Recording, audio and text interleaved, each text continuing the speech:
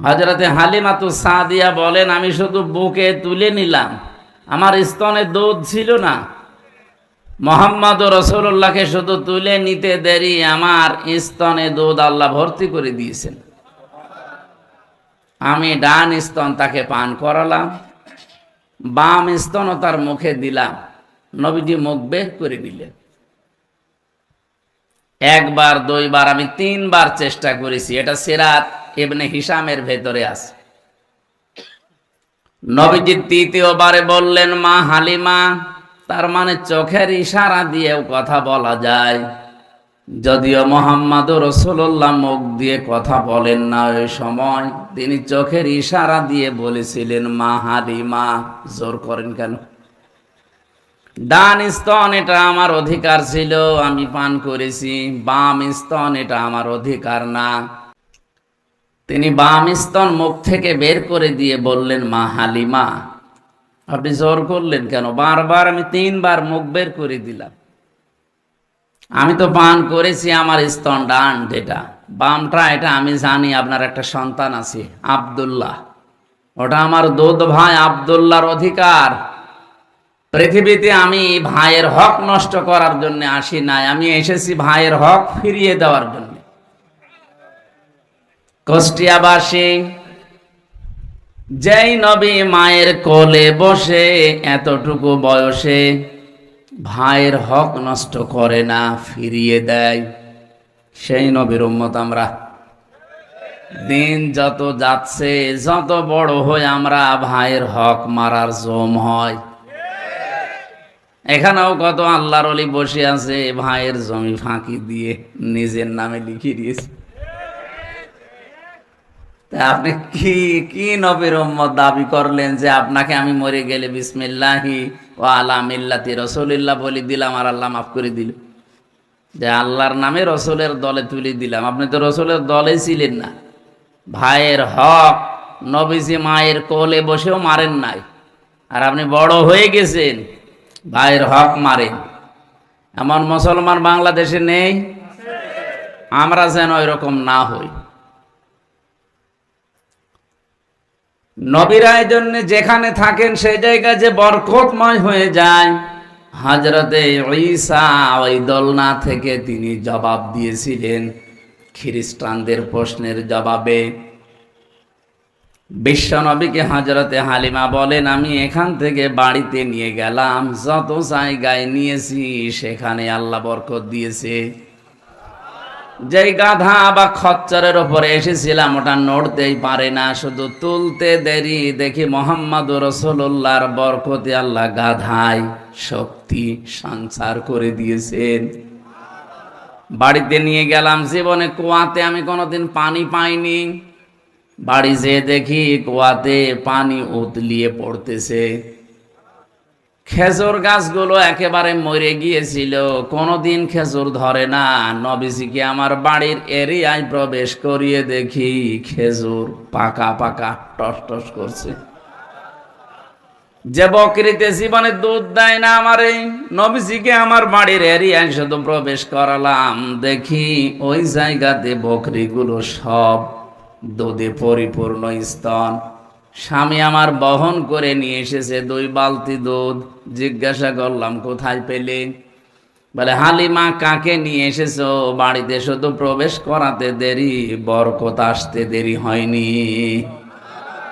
হযরতে হালিমাতুস সাদিয়া ওই সময় কি মুসলমান ছিলেন না কাফের?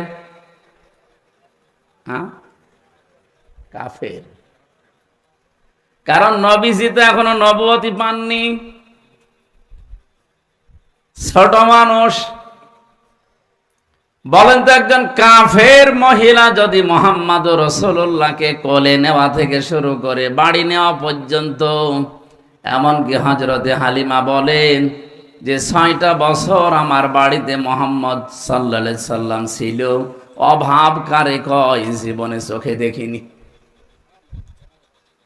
যেই নবীকে কোল থেকে বাড়ি পর্যন্ত নিলে সব অভাব আল্লাহ দূর করে দেয়, সেই নবীর আদর্শ বাদ দিয়ে আপনি কোন দিকে দৌড়ান? কোরআনে কারীম জানিয়েছে, ফাইনা তাযহাবুনা ইন হুয়া ইল্লা যিকরুল লিল আলামিন। কোথায় ভেগে যান, কোথায় দৌড়ান, কোথায় পালাচ্ছেন? যে কোরআনে কারীম আল্লাহ আমাদেরকে দিয়েছে যে বিশ্ব মানবতার জন্য উপদেশ। বলেন সুবহানাল্লাহ। হযরতে ঈসা ছোটবেলা থেকেই তিনি দোলনায় বললেন, আমি কিন্তু যেখানেই থাকবো জায়গাটা আল্লাহ বরকত দিয়ে ভরে দেবে। এটা নবীদের শান, তাদের মর্যাদা। তিনি জানিয়েছিলেন ওই জামানায় যে আল্লাহ আমাকে আদেশ দিয়েছেন আমি যতদিন বেঁচে আছি আমি যেন নামাজ এবং যাকাত এটা বন্ধ না করি। তার মানে নামাজ আর যাকাত দেওয়া এই বিধান শুধুমাত্র 1 বছর দিয়েই শেষ না, 1 বছর নামাজ পড়েই শেষ না। যতদিন জীবিত আছেন নামাজ মাপ নেই। কথা বোঝা গেছে? যতদিন জীবিত আছেন। আল্লাহ রাব্বুল আলামিন বলেন, ওয়া'বুদ রাব্বাকা হাত্তা ইয়াতিয়াকাল ইয়াকিন। ওই দিন পর্যন্ত ইবাদত করো যতদিন ইয়াকিন না হয়, তার মানে মরণ না হয়। তার মানে মরণ পর্যন্ত আপনাকে নামাজ আর সম্পদ থাকলে যাকাতের উপরে থাকা লাগবে। আবাররাম বিওয়ালিদাতি, আমাকে আল্লাহ এও আদেশ দিয়ে পাঠিয়েছে যেহেতু বাররাম বিওয়ালিদাতি। বাররুন শব্দের শাব্দিক অর্থ হচ্ছে সৎ ব্যবহার, ভালো ব্যবহার করা, নেক থেকে শব্দটা এসেছে। ওয়ালিদাতি একালিফ টান আছে কোরআনে, বাররাম বিওয়ালিদাতি। আল্লাহ পাক আমাকে আদেশ দিয়েছেন আমি যেন আমার মায়ের খেদমত করি। কোন বয়সে কথা বলছে আপনি চিন্তা করেছেন? জন্মের পরেই। হযরতে মারিয়াম যখন তাকে খেজুর গাছের নিচ থেকে জন্ম দিয়ে কেবল বাড়িতে নিয়ে এসেছে, এই সময় দোলনা থেকে জাতির লোকেরা একটা একটা করে কথা জিজ্ঞাসা করে আর তিনি জবাব দিচ্ছেন। জবাবগুলো কি? আমি কিন্তু যার সন্তান না, আমি অবৈধ সন্তান না, আমি আল্লাহর বান্দা। আল্লাহ পাক আমাকে কিতাব দিয়েছেন এবং জামানার নবী করে পাঠিয়েছেন। এখান থেকে কয়েকটা মাসলা বের হয়, শুনতেছেন? যতগুলো তাফসির আমার এই জীবনে আমি পড়েছি, মুফাসসিরিনে কেরাম, এর সারমর্ম এটা, কোন অবৈধ মানুষকে আল্লাহ নবুয়ত দেন না, কোন অবৈধ মানুষকে আল্লাহ কিতাবও দেন না। এখন যেহেতু নবুয়তের দরজা বন্ধ হয়ে গেছে, এখন যেহেতু কিতাব আর আসবে না, সুতরাং নবীদের ওই দায়িত্ব পালন কোন অবৈধ মানুষ, কোন যার সন্তান করতে পারবে না। কিতাবওয়ালা হতে হলে আপনাকে বৈধ সন্তান হওয়া লাগবে। কোরআনে কারিমে সূরা কলমের 13 নম্বর আয়াতে একটা ধমক পেয়েছি আমি, উতুল্লিম বাদা যালিকা জানিম। রব্বুল আলামিন বলেন, হে নবী, আমার কোরআনের ডাইরেক্ট ইনডাইরেক্ট বিরুদ্ধে যারা আছে আপনি খোঁজ নিয়ে দেখবেন, ওগুলো জানিম। জানিম মানে যার সন্তান। জানিমের বাংলা অর্থ বদমেজাজি, উগ্র। অনেকগুলো অর্থের ভেতরে এইটাও আছে যে অবৈধ সন্তান যারা, যার সন্তান যারা, এরা কোরআনের বিরুদ্ধে অবস্থান নেবে। এই জন্য অবৈধ কোনো মানুষকে আল্লাহ কোরআনের দিকে নিয়ে আসবে না। আজ আমার মনে হয় বাংলাদেশে যারা কোরআনের বিরুদ্ধে ডাইরেক্ট ইনডাইরেক্ট আছেন, বক্তৃতা দিয়ে, কাজকর্ম দিয়ে, আপনি একটু মাকে জিজ্ঞাসা করবেন আপনার বাবা কয়টা। আমি এটা বলতাম না, কারণ এখন কিছু দেখতে পাচ্ছি এই জন্য বললাম। আপনার জন্ম হয়তো ভালোই হবে, কিন্তু নিজের জন্মটা আপনি খারাপ করে ফেলছেন। কোরআনের বিরুদ্ধে অবস্থান নেবেন না, ডাইরেক্ট হোক আর ইনডাইরেক্ট হোক। যদিও অনেকে বলে আমি কোরআনের বিরুদ্ধে, হাদিসের বিরুদ্ধে বলি না, জামাত ইসলামীকে বলি। আজকে আমার হরিপুরে যেখানে আলোচনা ছিল, এই আয়াতের উপরে কথা বলেছিলাম। ওয়ালাকাদ কুযযিবাত রুসুলুম মিন ক্বাবলিকা ফাসাবারু আলা মা কুযযিবু ওয়া উযু হাত্তা আতাহুম নাসরুনা ওয়ালাকিন্নাজ যালিমিনা বিআয়াতিল্লাহি ইয়াজহাদুন। হে নবী, ওই জালেমরা তো সরাসরি আপনাকে মিথ্যাবাদী বলে না। আপনাকে মিথ্যাবাদী বলার কারণেই তারা আমি আল্লাহর আয়াতকে অস্বীকার করে। জামাত ইসলামী বাংলাদেশ বলেন, ইসলামী ছাত্র শিবির বলেন, হেফাজত ইসলাম বলেন, আলেম ওলামা বলেন, এদেরকে যারা আজ বিভিন্ন নাম দিয়ে গালি দেন, আপনি নিজেও জানেন যে না, তারা এই দোষে দোষী না। কি কথা বলেন না কেন? 1971 সালে বাংলাদেশ জামাত ইসলামী স্বাধীনতার বিরুদ্ধে অবস্থান নেয়নি, ওরা অবস্থান নিয়েছিল ভারতের বিরুদ্ধে। কারণ ওই সময় যারা ছিল তাদের দূরদর্শিতা এই 54 বছর পরে জাতি এখন টের পাচ্ছে। ওই সময় কেন তারা বিরোধিতা করেছিল, ওই সময় কেন এখন আপনি টের পাচ্ছেন না? ভারতের খরচ রাজ্য করার জন্য চেষ্টা চালিয়েছিল ভারত, ওই সময় থেকে পারে নাই। দাড়িওয়ালা টুপিওয়ালা মানুষ শুধু ভারতে ঢুকে ট্রেনিং নেওয়া দূরের কথা। মাওলানা আব্দুল হামিদ খান ভাসানী, উনি গিয়েছিল ভারতে, টিকতে পারেন না, এবার চলে এসেছেন। ওই সময় যদি দাড়িওয়ালা মানুষগুলো যেত, ভারত তো একটা দুর্বিসন্ধি নিয়ে আগাচ্ছিল, জীবনও মেনে নিত না, আরো মেরে ফেলতো। ভেতরের কথা ওগুলো আপনাদের দরকার নেই, বাস্তবতা এইটা। যারা ইসলাম পন্থীদেরকে গালি দেন বিভিন্ন, এই গালি তো আমাকে দেন না, আপনি সরাসরি গালি আল্লাহকে দিচ্ছেন। আমি যদি আল্লাহর কথা এখন বন্ধ করে দিয়ে মানুষের তৈরি করা আইনের পক্ষে কথা বলতাম, আমারে কেউ গালি দিত না, দিত। এজন্য ওয়ালাকিন্নাজ যালিমিনা বিআয়াতিল্লাহি ইয়াজহাদুন। হে নবী, ওরা তো অস্বীকার করে আপনাকে না, আপনাকে অস্বীকার করার পাশাপাশি সরাসরি তারা আমি আল্লাহকে অস্বীকার করে। এর পূর্বে বহু নবী রাসূল আমি পাঠিয়েছি, তাদের কিছু কাহিনী আপনাকে শোনাই। এমন কোন নবী রাসূল দুনিয়ায় পাঠায়নি যে তার সাথে ওরা ঠাট্টা বিদ্রূপ উপহাস করে নাই। তারা ঠাট্টা বিদ্রূপ উপহাস পর্যন্ত কষ্ট দিয়েছে, জুলুমের স্টিম রোলার এমন ভাবে চালিয়েছে, মাথার উপরে করাত দিয়ে পোড়াটা ছিঁড়ে ফেলেছে। এমনও নবী ছিল দুনিয়ায়, জাকের আলাইহিস সালাম।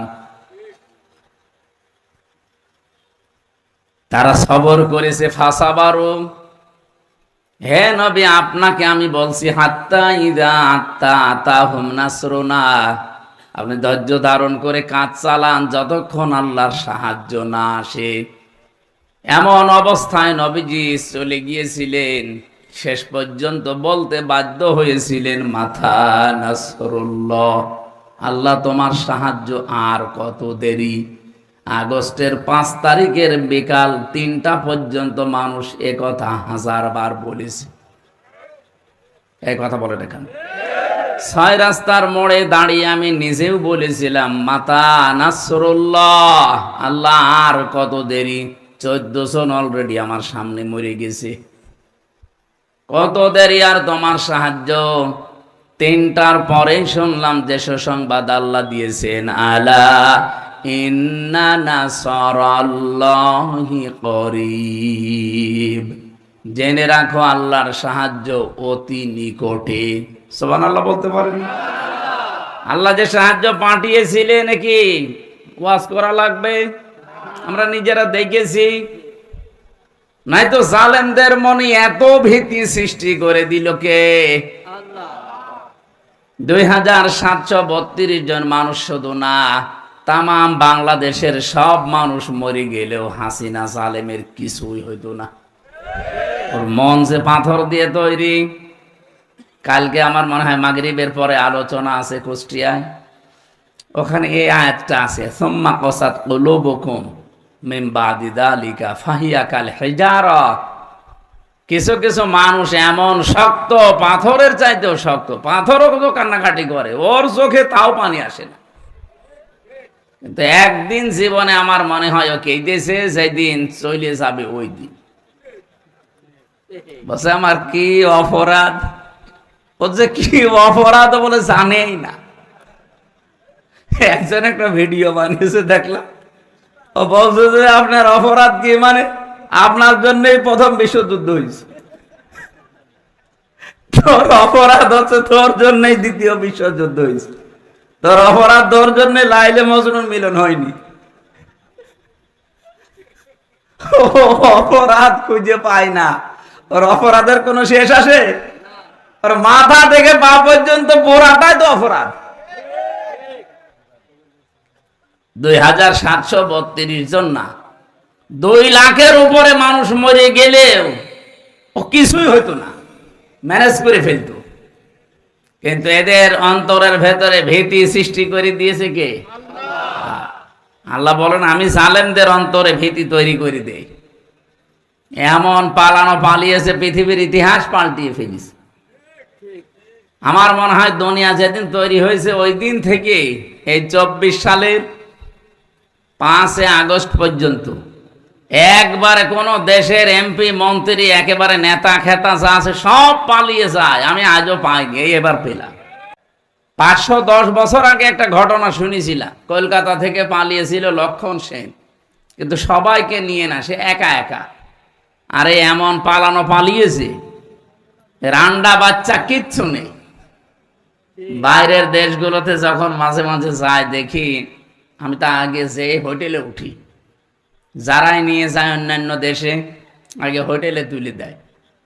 সেদিন থাইল্যান্ডেও ছিলাম এক জায়গায়, হোটেলে ওঠার পরে নিচতলায় নামলাম। ওই দেশে তো মানে নামাও দোষকার, এতটুকু এতটুকু প্যান্ট পরে, মেয়ে লোকে এতটুকু প্যান্ট পরলে তাকানো যায়, নাউজুবিল্লাহ, সে চোখ বন্ধ করে থাকার মতো। মানে নিয়ে যায় বাঙালিরা কথা বলার জন্য, বিশেষ করে এই থাইল্যান্ডে সমস্যাটা বেশি, সিঙ্গাপুরেও ঝামেলা। এ দেশে নামার পরে দেখি 2 শয়তান বসে আছে, কোন জায়গায় 3-4 শয়তান বসে গল্প করছে আর চা খাচ্ছে। কি গো আপনারা? হুজুর আমরা আগেই পালিয়েছি। আপনারা পালালেন কবে? বলছে 3 তারিখে। দেখলাম ভাব ভালো না, আগে চলে যায়, নিজে বাপলে বাপের না, যদি ভালো হয় তাহলে আবার যাব। কারণ ওদের তো সময় বেশি লাগে না, 2.5 ঘন্টা 3 ঘন্টা সময় লাগে মাত্র।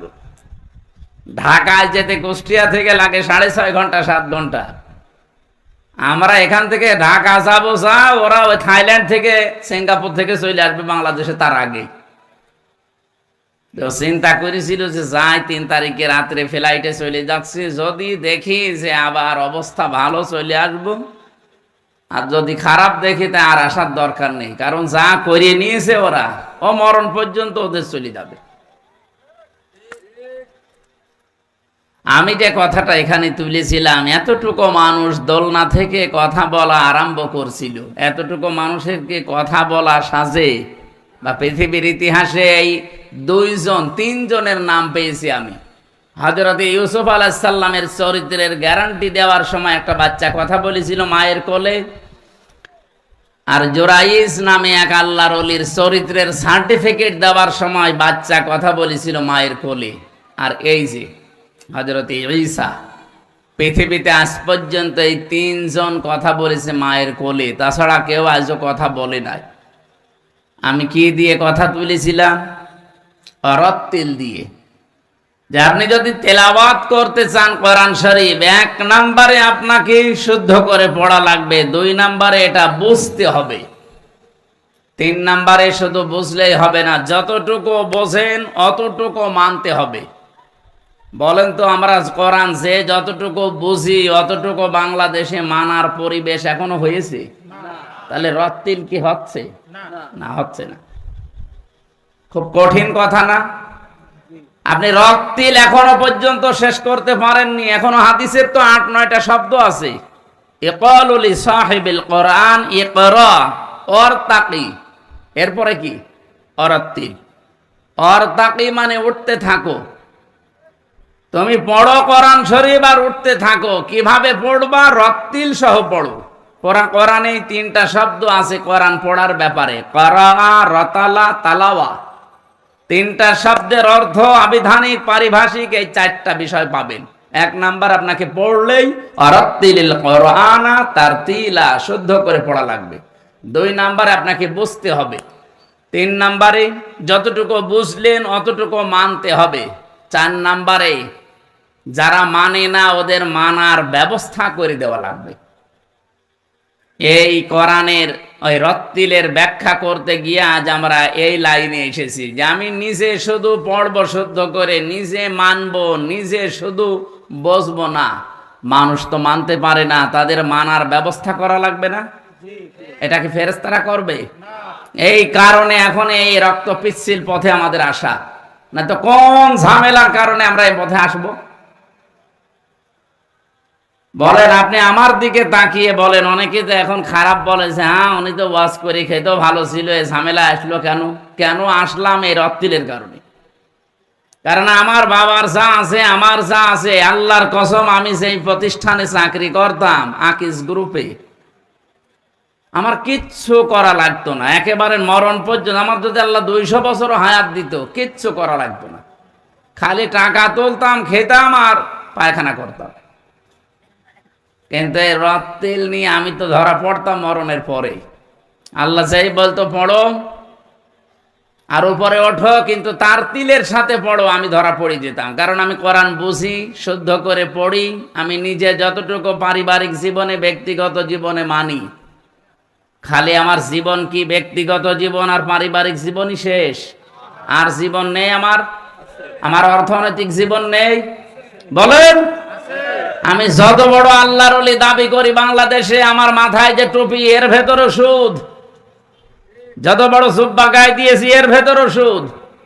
এখন বলেন যে না, আমার হালাল টাকা দিয়ে জুব্বা কিনা, টুপি কিনা সুদ? মানে হ্যাঁ, কারণ এই জুব্বা যে ফ্যাক্টরিতে তৈরি হয়েছে, ওই ফ্যাক্টরির মালিক ব্যাংক থেকে সুদের উপরে লোন নিয়েছে। আমি ডাইরেক্ট না হলেও ইনডাইরেক্ট।